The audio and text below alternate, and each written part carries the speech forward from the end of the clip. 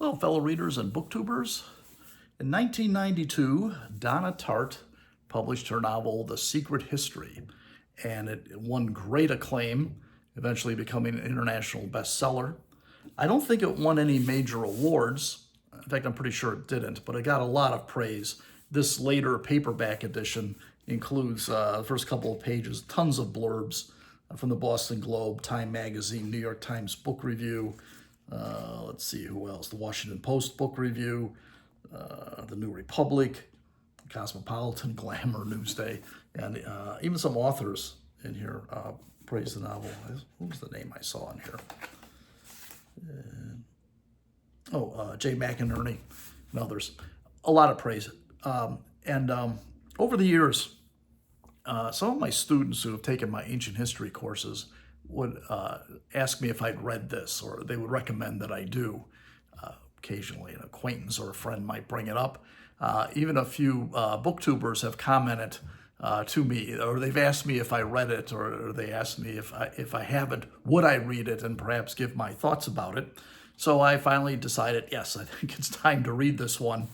I think, the main reason a lot of people thought that I might have been interested in this, because it does deal with a college professor who teaches ancient Greek, the language and the history. And I teach that as well.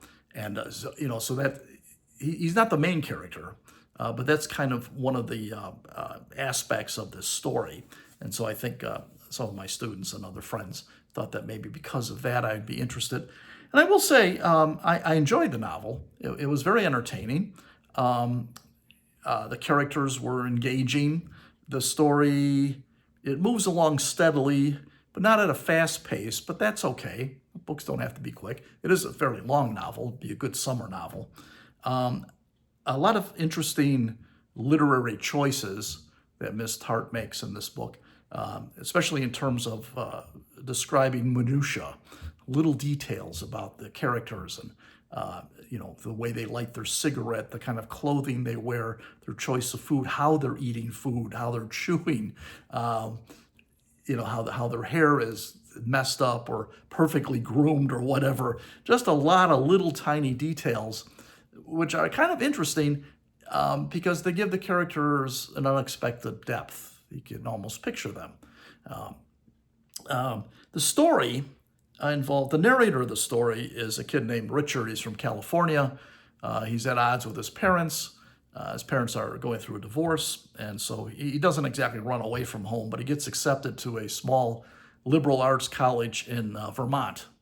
And when he gets there, he becomes part of a small group, a little clique of students who are being led by a rather eccentric history professor. And so Richard becomes part of this group. And then things start to get strange, and then they get a little stranger, then they get horrible, and so the story goes. I enjoyed reading it. I'm glad I did. I don't regret that I read it. I don't think it's the kind of novel I would ever return to. Ultimately, though, I was kind of disappointed in the way it turned out, where the story went. But that's not so much the fault of the novel, it's my fault, because I was expecting, as I was reading it, I formed some early expectations that the novel didn't meet, but the novel wasn't promising those things anyway. I guess in order to explain that a little better, I'm going to have to give away some details of the plot. So if you haven't read this, first of all, let me say, you should read it. It's a good novel. It's not a great novel, but it is good. It's a good summertime read, I would think. If I had to give it a grade, in my capacity as a college professor, I would give this a B, a good solid B. So if you haven't read it, go ahead and read it. I think you would enjoy it. However, the other thing is, now is the time to click out of this video, because I'm going to have to talk about some plot points that are going to give away some things, so I can explain why I was mistaken about what this novel was about, and because of my mistake, I was ultimately disappointed in it. So in order to explain that, it's time for you who haven't read it to click out. I'll give you a second to do that.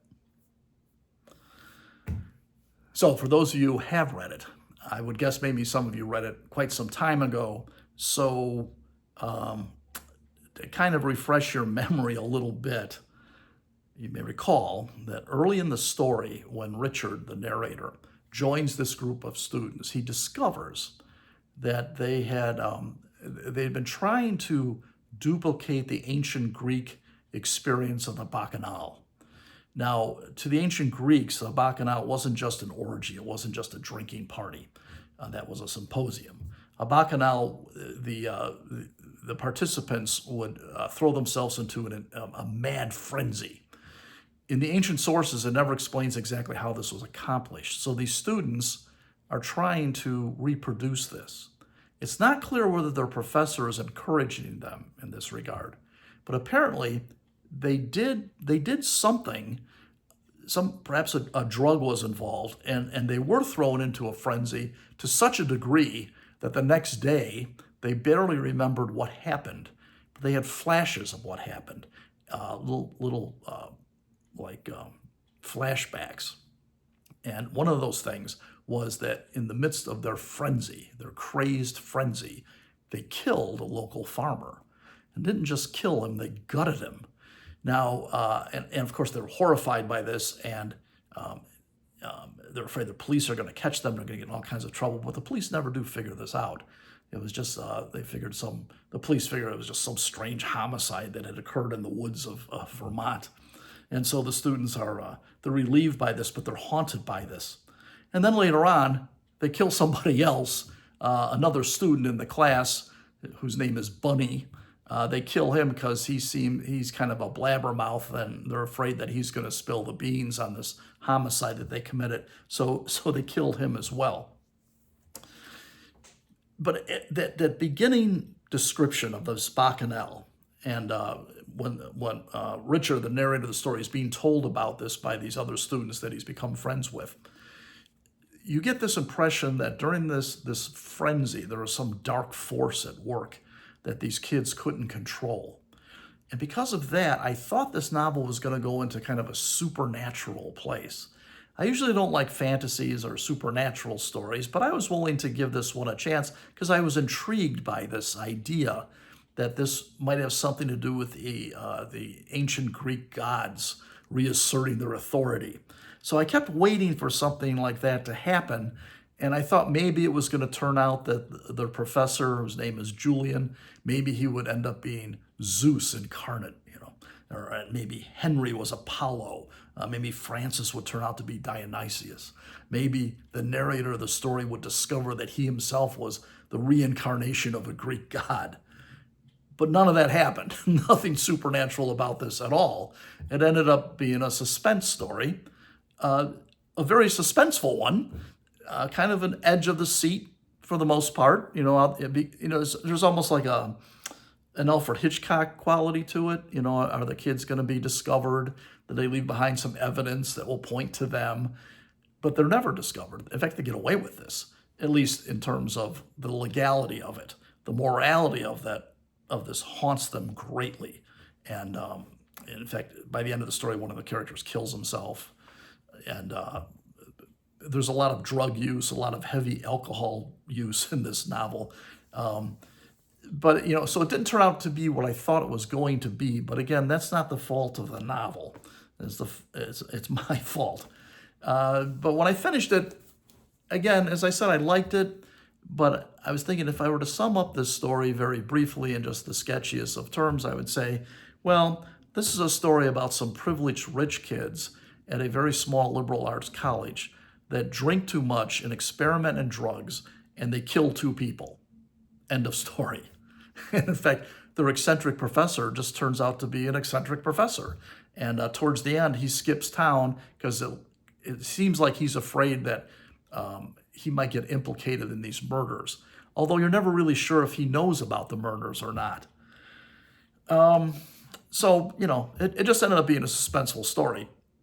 Not a terrible one, but I was expecting a little more. I thought things could have been developed a little better.